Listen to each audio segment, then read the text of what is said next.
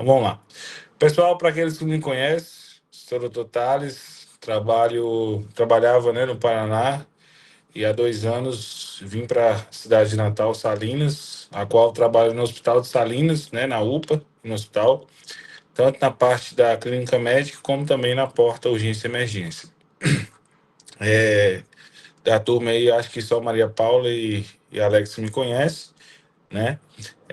Hoje a gente faz os duas alas, né? A clínica médica e a porta, mas eu acabo ficando mais na clínica médica do que na porta hoje em dia, né? Porque eu assumi a direção do hospital e acaba demandando muito tempo resolvendo alguns BOs, né? Então eu acabo distanciando um pouco mais da porta. Mas essa semana, por exemplo, né, Alex está comigo todos os dias na porta. É, é com grande apreço, né, que recebo os alunos aqui, né? Até comentei com as meninas, às vezes a gente não tem tanto fluxo, né, de pacientes graves, igual tem nessas outras cidades, né, por ser uma cidade pequena, mas a porta sempre cheia, né? O UPA de Salinas acaba sendo, como a maioria do Norte de Minas, funciona como um OBS ampliada, né? Chegando casos mais simples, né, ficha verde mesmo, mas Salinas, uma hora ou outra, chegam os pacientes com as histórias muito doidas mesmo, né? Pacientes graves, realmente, até porque tem a 251, né? E principalmente pacientes com traumatismo crânioencefálico, que é nosso tema de hoje, né? É um tema muito importante porque eu falo que às vezes a gente negligencia muito, né? O TCE, e, e quando a gente vai dar uma atenção maior, esse paciente já está em uma fase grave, né? E a gente não atuou na maior importância do TCE, que é o quê? Evitar que tenha as lesões secundárias desse paciente, né? Na aula a gente vai falar o que é lesão secundária e tudo mais, tá? E todo mundo vai ter contato, em algum momento, né, com um TCE. Ah, doutor, mas eu gosto é de PSF. Uma hora vai ter um acidente na porta do seu PSF num bairro que o paciente vai chegar para você lá na UBS primeiro, né? Então tem que saber manejar, tem que saber examinar, né? Para dar as condutas corretas e evitar que esse paciente agrave, né? De uma forma não esperada, né? Então, uma introdução nossa bem básica, tá? No Brasil, cerca de 1 milhão de pessoas vivem com sequelas neurológicas irreversíveis decorrentes do traumatismo, né? Então, só por essa frase, a gente já entende o porquê dessa último tema aí, ó. Importante tema de saúde pública, impactos pós-hospitalares. Por que isso? Porque são pacientes sequelares, né? Então o SUS gasta muito, né? São pacientes que o governo gasta muito devido a, a ter perda do trabalho, né? Perda de funcionalidade. Então acaba aposentando devido a essas sequelas. Então é um impacto muito grande, né? Corresponde a cerca de 50% das causas de morte no trauma, né? E essa referência do DataSUS, que a cada 6 admissões do pronto-socorro, um trauma, é muito incoerente para o lado nosso, né? Como eu estava falando, acho que Montes Claros é a mesma coisa que Salinas, tem muito paciente com queixas bestas, né? Mas em locais que realmente atende só pronto atendimento mesmo, pacientes graves, né? Realmente chega esses dados de 1 a cada 6 é um trauma, tá? É o principal determinante de morte isolado quando presente, tá bom? Incidência e mortalidade. A incidência é bastante alta, né? 65,54 por 100 mil habitantes. A maioria incidência em pacientes jovens, né? Principalmente menores de 40 anos, na média aí de 20 a 29 anos, devido ao quê? A uma das principais causas que é acidentes automobilísticos, né? Como também acidentes de trabalho. Então, esses pacientes, né, com queda de andaime, com alguns materiais sobre a cabeça, né, acaba tendo tá nessa idade, né, que é a idade de trabalho realmente, tá? Uma taxa de mortalidade de 12%, e mais proporcional em homens, né? Principalmente que homens acabam andando com maior velocidade que as mulheres, né? Homens têm maiores imprudências, né? Então, tudo isso interfere, tá? Então, a gente observa que os gastos anuais com internações com TCE é muito elevado, né? Correspondente a cerca de R$ 1.235 por cada caso, um dado de 2012. Hoje ainda aumentou um pouco mais devido aos exames ser mais facilitados, né? Muitos locais hoje têm tomografia, antigamente, né, nem muitos locais tinham tomografia. Então, os dados aumentam muito os valores de cada paciente, que às vezes a própria internação do paciente não paga o valor para o hospital, né? Então, por isso que a gente tem que saber fazer a conduta de forma ideal, né? Para quê? Quanto menos complicações a gente evita, menos custos também. E a gente tem que preocupar isso cada vez mais. Hoje eu estou na gestão, né, do hospital, eu vejo a importância de a gente ter essa prudência em saber pedir o exame na hora certa, em economizar em algumas coisas, porque se o hospital acaba o recurso, uma hora ou outra vai sobrar para você, né? Pode vir diminuindo o valor do seu salário, às vezes atrasar o salário, às vezes ter que ter perda, né, de alguns membros, alguns médicos mandados embora, né, devido à falta de recursos. Então, isso é muito importante para a gente. Então, as principais causas de TCE, a principal é acidente de transporte, né? Tanto automóvel como motocicletas, também a bicicleta, né? Atropelamentos, quedas de altura e elevações, violências interpessoais, né? Brigas, confusões, atividades recreativas no esporte, principalmente no futebol, né? Na nossa região. Nos Estados Unidos, o que acontece muito é no futebol americano, acontece bastante TCE também, tá? E impactos externos, quedas de objetos, como eu falei, tá? Então, aqui é um simples anatomia, eu vou deixar para falar um pouco mais sobre isso à frente. Então, qual é a definição, o conceito de TCE? Ele é definido como qualquer agressão, né, gerada por alguma força, tá? Força qualquer, pode ser com um objeto, um impacto, né? E capaz de ocasionar tanto a lesão estrutural, né, anatômica, como também alterar algum comportamento funcional do crânio e do encéfalo, tá? Então, o que que acontece? Esse conceito é um conceito muito geral, mas a gente tem que entender o conceito básico do TCE, que é sobre lesão primária e lesão secundária. Thales, a gente atua em quê? A gente atua nos dois. Na lesão primária, a gente atua como a gente orienta o paciente a usar capacete, usar um cinto de segurança. Isso a gente tenta profilaxia. Por quê? A lesão primária é resultante da ação da mecânica no momento do acidente, tá? Então, isso às vezes a gente não consegue atuar no tratamento disso no momento, porque a lesão é lá naquela hora. Mas a gente consegue orientar o paciente a evitar que tenha lesão primária. E quando que a gente atua mesmo? A gente atua na lesão secundária, que acontece alguns minutos, horas, semanas ou até meses depois do acidente, né? E que vai ser resultante de processos inflamatórios, metabólicos e também neuroquímicos, né? Então, às vezes, o paciente chega para a gente com acidentes, né? Há 2 dias, com a cefaleia refratária, medicações, né? Com convulsões há 1, 2 dias após um TCE, né? Então, sempre a gente abordar esse paciente pós o trauma, né? Para a gente evitar que tenha as complicações futuras. Então, a gente atua mesmo no hospital e no atendimento inicial na lesão secundária, tá bom? Então, os mecanismos do trauma. A gente tem lesão primária. A lesão primária é dividida em impacto direto, que é o focal, né? O impacto indireto, lesão por um impulso, que é a aceleração e desaceleração. Então, a gente vai citar um por um e eu vou te dar os exemplos de cada um deles, tá bom? Então, a lesão primária, que é o impacto direto, a gente tem essas cinco, né, que é o mais comum, que são as fraturas, as contusões. Atenção que muitos de vocês confundem contusões com concusões. Conclusão é uma coisa diferente totalmente de contusão. Eu vou falar os dois para vocês, tá? As lacerações, lesões penetrantes, né? Normalmente acontece com até arma de fogo, né? E hemorragias. Então, fraturas. A gente tem dois tipos de fraturas, né?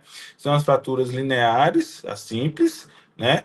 Que ela não precisa de tratamento cirúrgico, né? A gente deve observar esse paciente e observar se vai ter alguma alteração anatômica com base sanguínea importante, mas normalmente não é cirúrgico. E temos as fraturas com afundamento. Essa sim a gente tem que direcionar, porque a depender do tamanho desse afundamento, sim, vai ser cirúrgico. Então, Thales, por que a gente às vezes pede um TCE? Um raio-x, perdão. Nem sempre tomografia. Com o paciente, mesmo com TCE leve, né, a gente pede um raio-x e a gente vê um afundamento. Esse paciente, ele merece, apesar de TCE leve, ele merece sim uma tomografia, tá? Na maioria das vezes, o afundamento, ele é cirúrgico, mas a gente tem sempre que ser avaliado por um neurocirurgião. Por quê? A tomografia acaba sendo difícil para a gente visualizar se esse afundamento ele supera a espessura da calota craniana, tá? Então a gente que acaba pessoas que acabam formando, né, inicialmente, acabam tendo essa dificuldade de saber se superou ou não a calota craniana. Então, se tem afundamento e não tem a neurocirurgião na sua unidade, transfira esse paciente, né? É um paciente que merece um cuidado, merece alguns exames complementares para melhores informações, tá? A gente tem as fraturas abertas, né? Que é o rompimento da dura mater e o contato com o meio externo. São sempre cirúrgicas, tá? Porque esse contato, principalmente, pode provocar infecções generalizadas, né? Uma encefalite, uma meningite. Então, a gente sempre vai fazer ela cirúrgica, tá? Fraturas de base de crânio, é a famosinha, né, que todo mundo já conhece, já sabe. O diagnóstico pode ser feito através da clínica desse paciente, né? Esse paciente vai ter uma rinorreia, né, ou otorreia, vai ter o sinal de Butler, né, e também o sinal de Guaxinim, que todo mundo já conhece também, acredito eu, tá? Fraturas de base de crânio pode ser um TCE leve e ela também merece uma tomografia, tá? Então é muito importante isso também, que às vezes, apesar de você achar que o TCE leve não precisa de tomografia, é mentira. TCE leve, alguns casos, né, com sinais de alarme, a gente precisa também fazer tomografia e direcionar de forma correta esse paciente, tá? Lembrando, pessoal, que às vezes eu vejo que muita gente confunde, tem no o paciente às vezes chega com a gente só com otorreia, né? Esse paciente com otorreia, ele pode ter diversas coisas. Pode ter perfuração do tímpano, pode ser uma fratura de base de crânio que ainda vai evoluir, o paciente vai começar a apresentar um sinal de Guaxinim, né? Como também pode ter sido só um sangramento da região otológica mesmo, que está causando sangramento, tá? Então é muito importante examinar bem em relação ao otorreia, tá bom? As contusões e lacerações. A contusão cerebral, contusão, cuidado com isso, a contusão é o comprometimento da superfície do cérebro, né? Ele faz diversos focos de hemorragia petequial, né? Aqui a gente tem um exemplo de uma tomografia onde a gente observa pequenos focos, né, de hemorragia. Na turma passada, tem um aluno que falou que parece muito quando tem CA cerebral. Realmente parece, né, pequenas massas, mas aqui são focos de hemorragia, né? Isso aqui é sinal de uma contusão cerebral, tá? É identificada em 20 a 30% dos casos de TCE grave, tá? E normalmente é encontrada na região frontal e temporal, tá? Laceração, o nome já diz, né? Lacerar é quando o objeto ou um pedaço de osso penetra no crânio, né, causando fratura craniana e rasga o tecido cerebral. Laceração cerebral tem que ser cirúrgica. Isso aqui não preciso nem falar sobre isso, né? As hemorragias, que é o principal da nossa aula, né? Identificar a hemorragia e não perder tempo com esse tipo de paciente, tá? Esses pacientes, ele começa a dar sinais que tá com alguma hemorragia e a gente precisa atuar rapidamente, tá? Então, aqui é a anatomia do crânio, como eu falei com vocês que eu ia falar um pouco depois, né?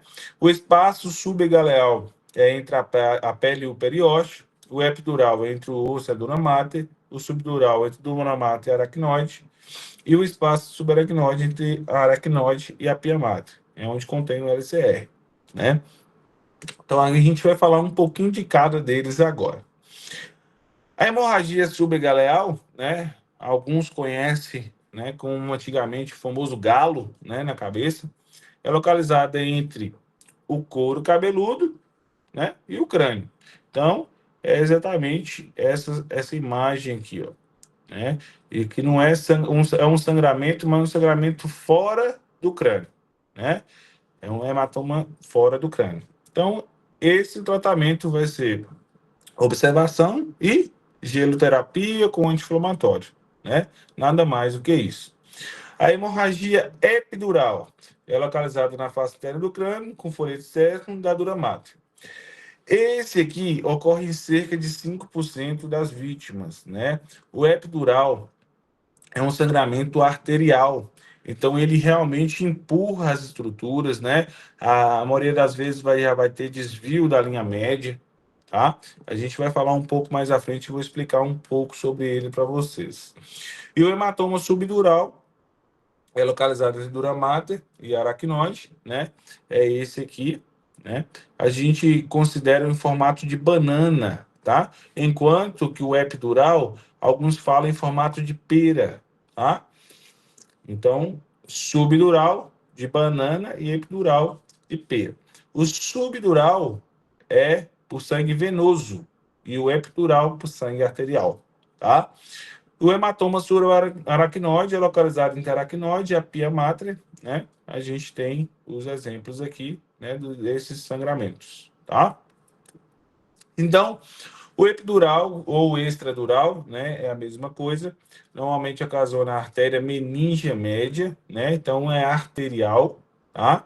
E tem instalação imediata e aumento progressivo com grandes volumes, né? Por quê? Porque como é arterial, é mais potente, tem mais força, então ele vai empurrando estruturas e vai ter um extravasamento de sangue mais rápido, tá?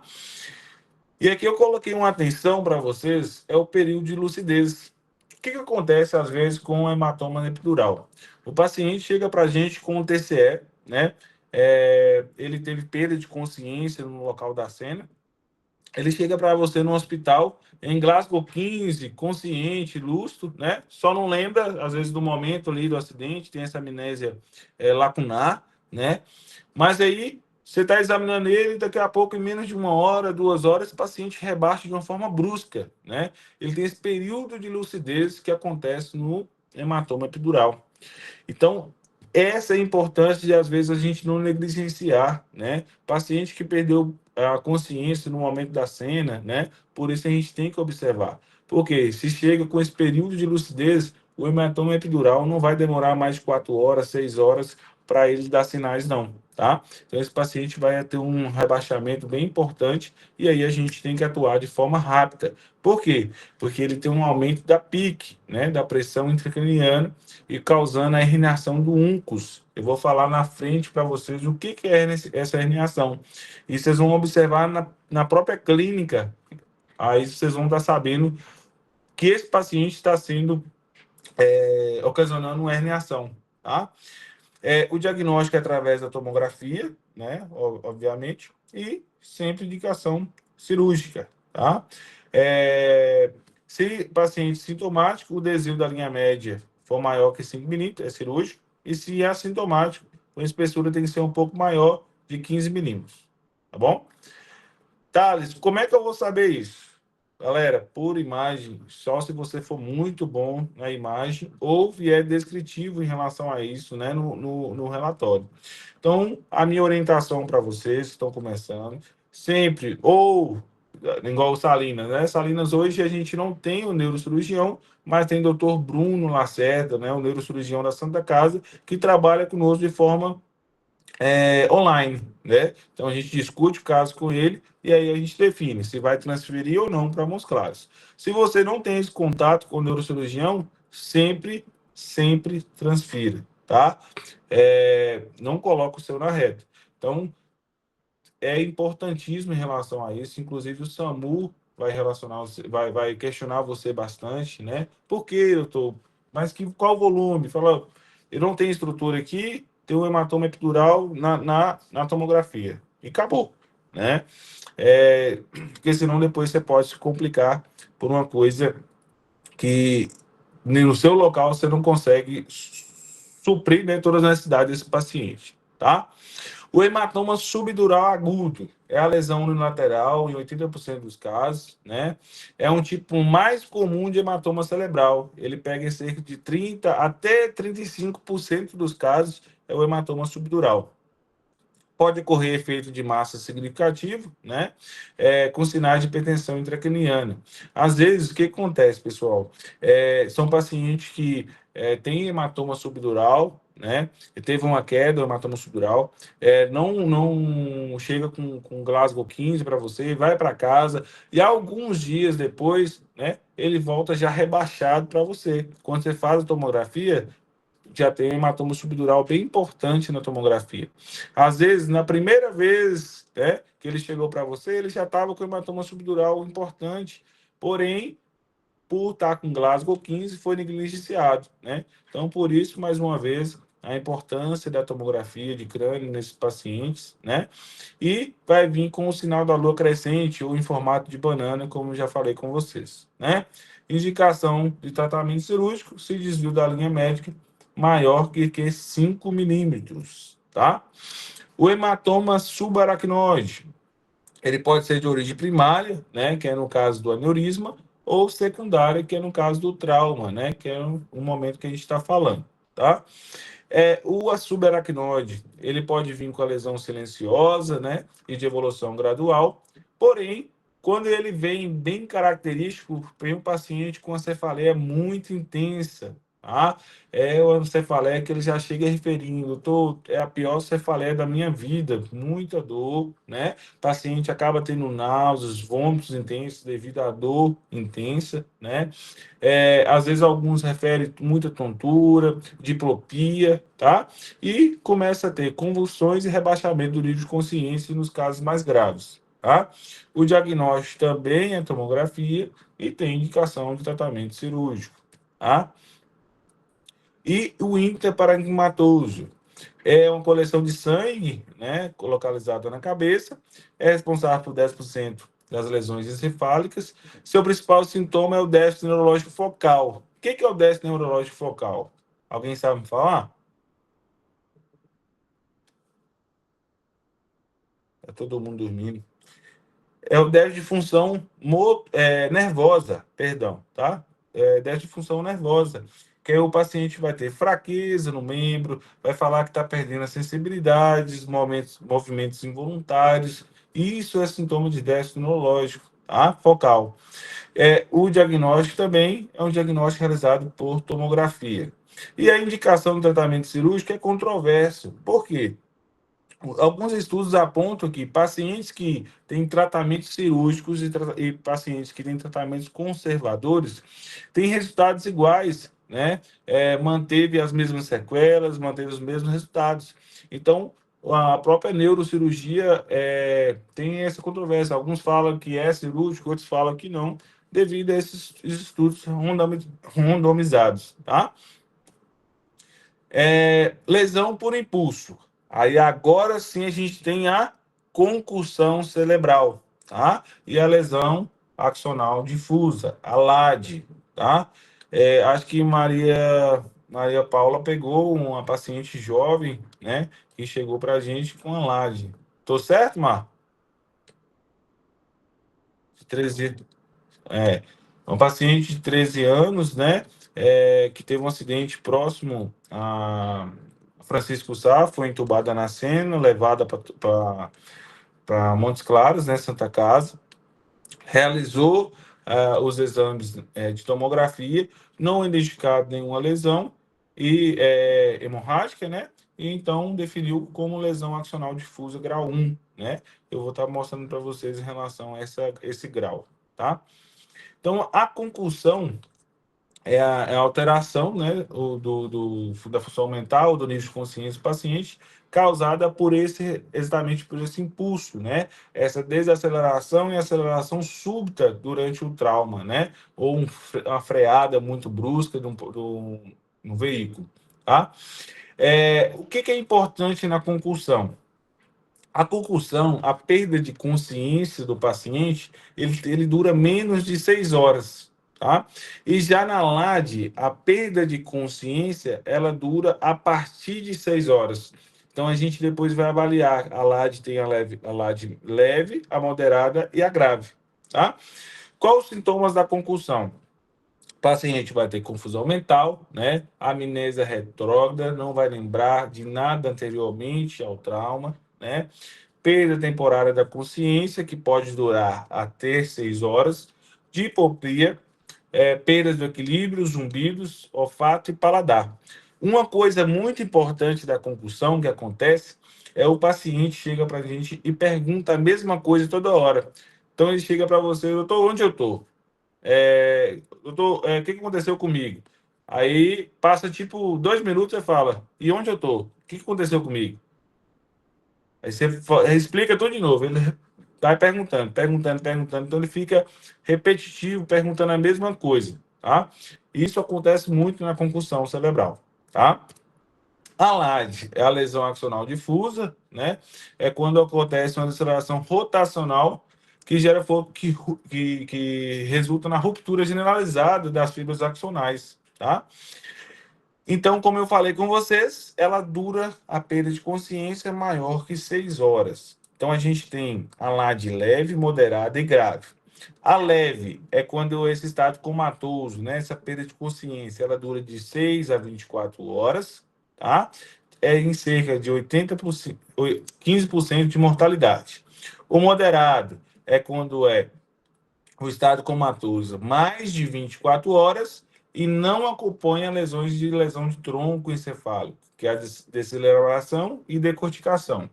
Essa tem 24% de mortalidade. E a grave é quando tem mais de 24 horas e acompanha os sinais de lesão de tronco, tá? Esse já é mais grave, tem 51% de mortalidade.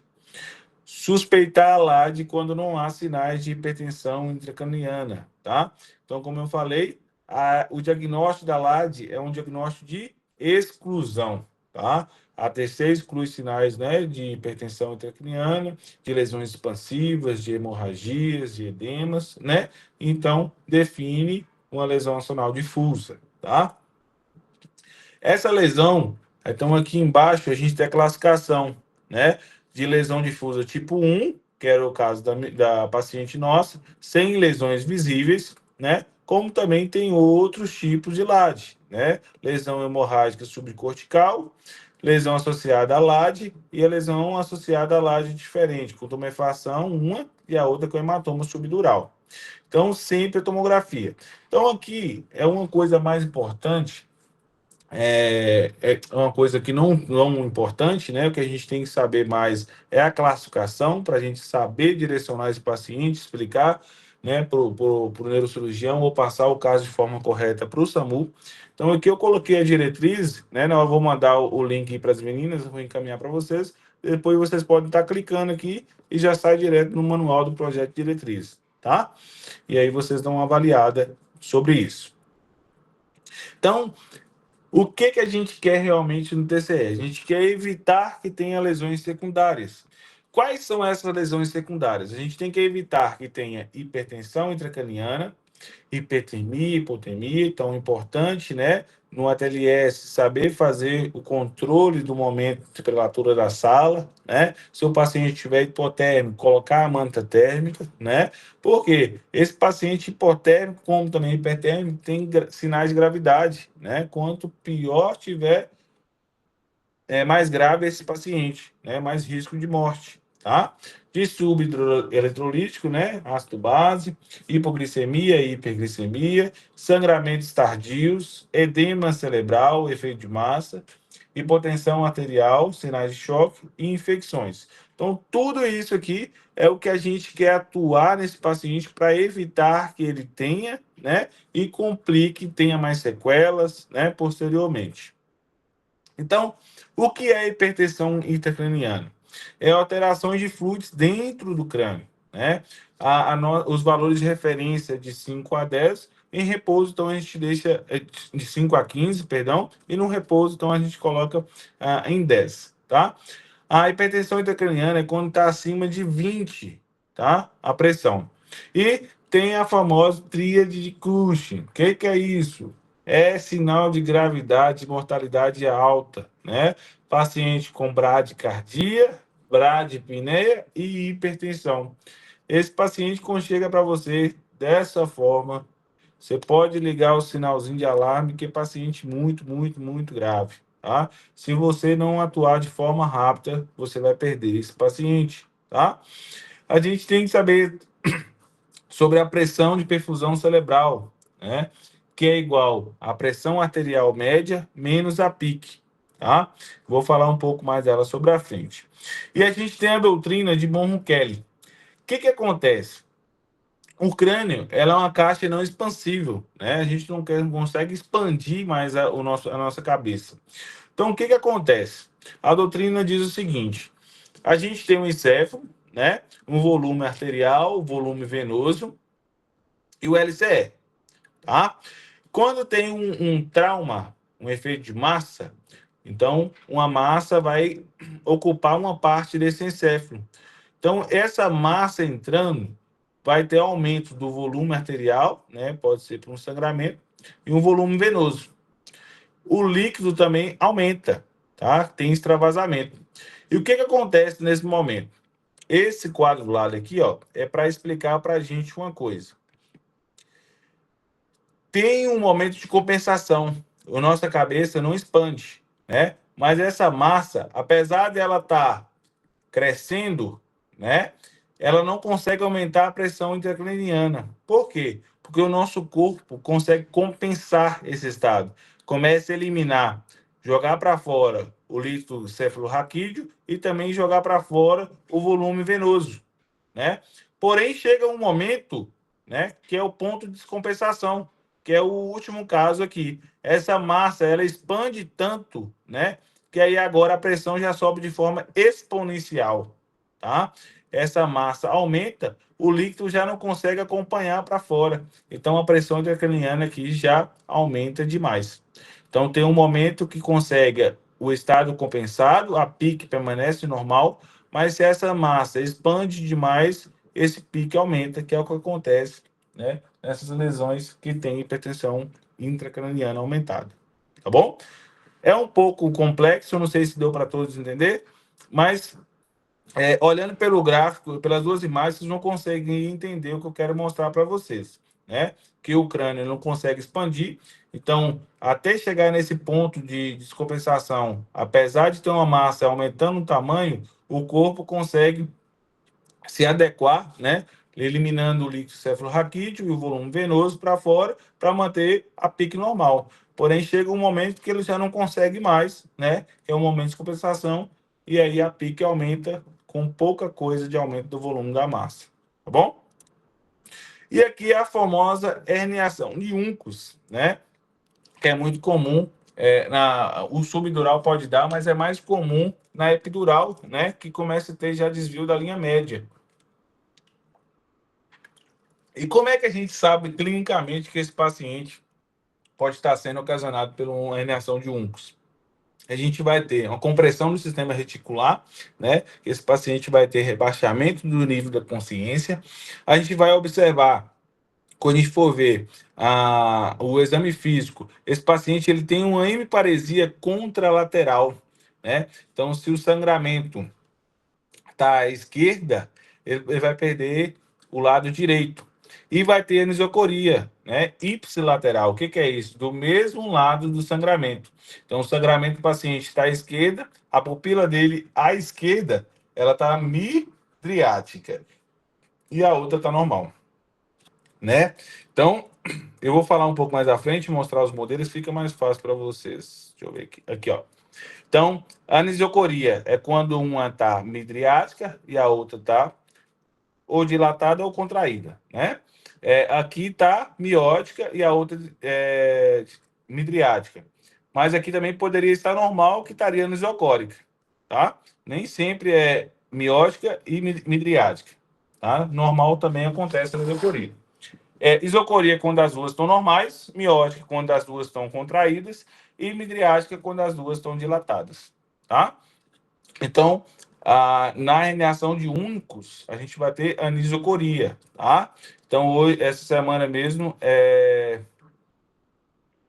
a Alexia, né, pedi para examinar o paciente. No final, ficou faltando de ver a pupila. Falei, vai lá, olha a pupila, porque é muito importante. Se a gente já observa essa alteração no paciente, né, de anisocoria, é sinal de ter que fazer tomografia rapidamente, porque esse paciente pode estar sangrando, tá? Então, a hipertensão intracraniana, a gente vai observar tanto por sinais clínicos, né, como também pela neuromonitorização avançada. Infelizmente, a neuromonitorização avançada a gente não tem em todos os locais, né, porque para isso precisa ter um neurocirurgião, mas a gente tem que falar sobre isso, tá? O tratamento primário, qual que é o tratamento primário?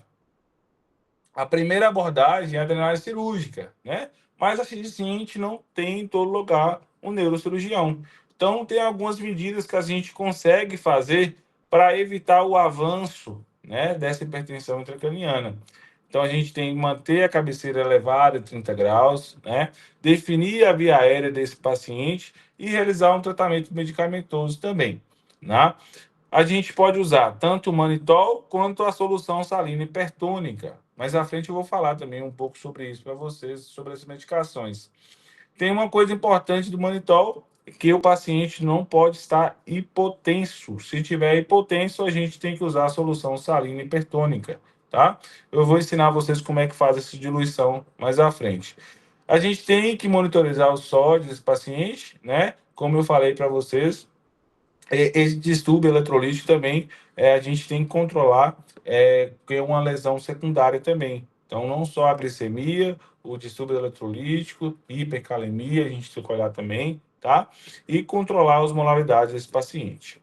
Então, a abordagem sistemática do paciente, a gente vai fazer o atendimento, né, pré-hospitalar com XABDE e também no contexto intra-hospitalar, o paciente já chega, né, transferido para alguém que já exerceu esse serviço, né, então já chega mais orientado sobre a situação do caso, mas nós não podemos confiar, né, no profissional. A gente tem que fazer tudo novamente, o ABCDE, tá? Então a gente vai monitorizar esse paciente também, fazer o ABCDE e fazer a avaliação secundária, tá? Lembrar vocês da escala de Glasgow, tá? A escala de Glasgow, sei que é uma decoreba, né? Chata às vezes, mas a gente não pode depender de celular para fazer esse cálculo. A gente tem que bater o olho no paciente, fazer algumas pequenas perguntas para ele e já definir qual é o Glasgow desse paciente, né? Porque a depender a gente tem que agir de forma rápida, né? Então hoje a gente usa a escala de P Glasgow, né? Que pegando também a resposta pupilar, né? Então, hoje, o mínimo que a gente consegue, né, é o Glasgow de 1, tá? Quando a gente perde, né, a reação aqui, tá bom? Então, classificação do TCE. A gente tem TCE. Podemos classificar o TCE de forma pelo Glasgow, né? Se for de 13 a 15, é um TCE leve, de 9 a 12, um TCE moderado, e menor do que 12, 8 A chamada termina em 15 minutos, beleza.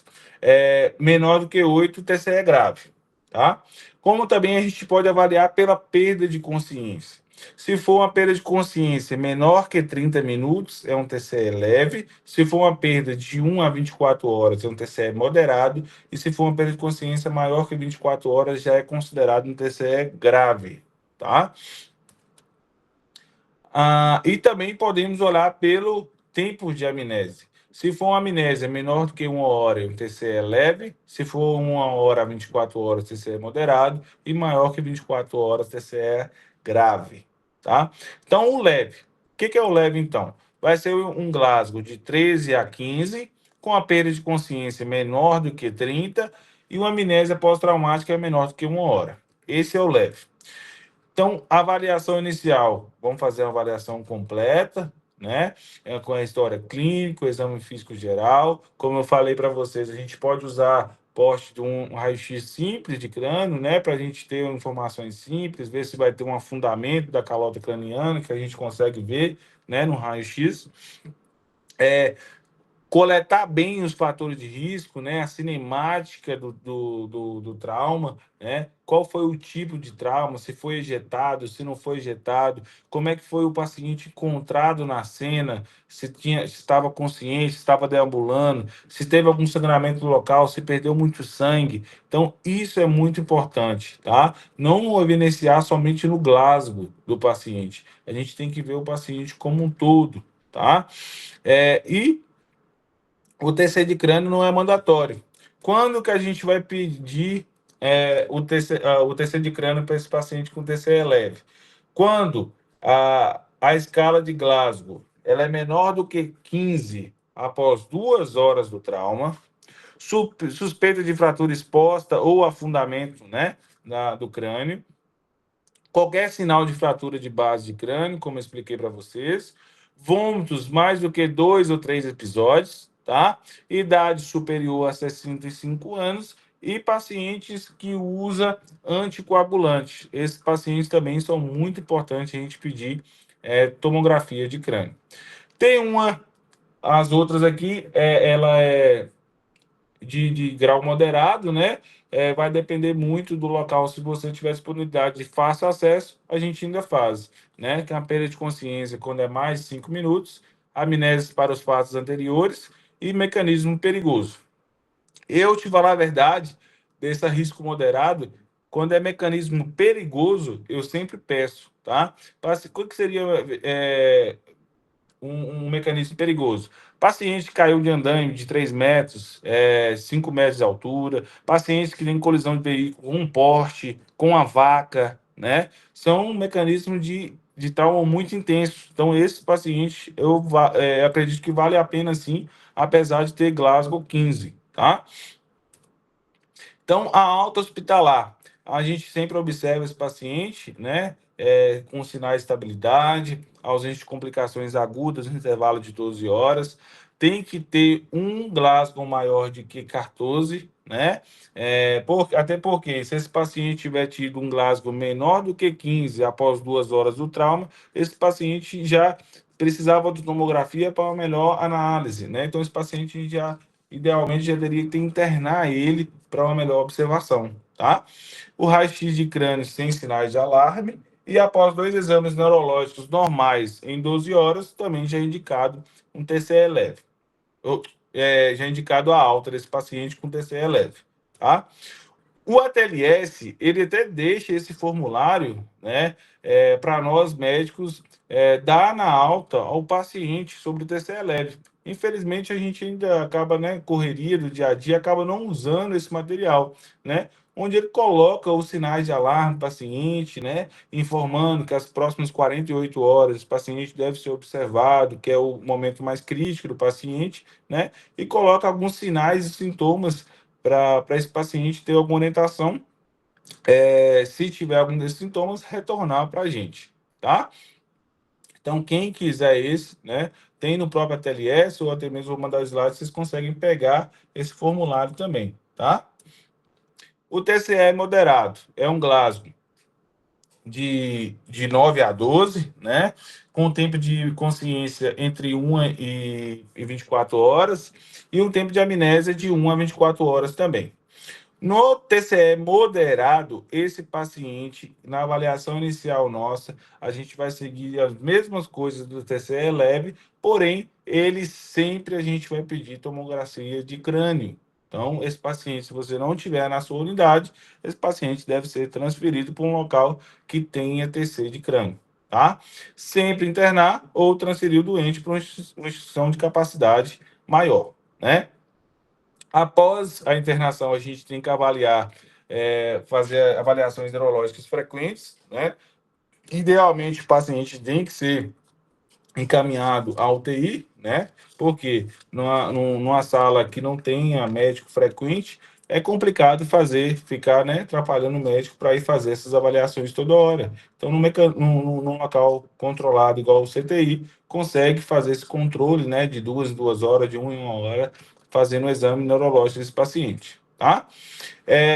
Deve fazer TC de controle caso o paciente se o paciente doente melhora, a gente vai dar alta apropriada com segmento ambulatorial. Se esse paciente tiver deterioração do nível de consciência, piora do quadro geral, esse paciente TCE moderado, ele imediatamente já passa a ser considerado um TCE grave, tá?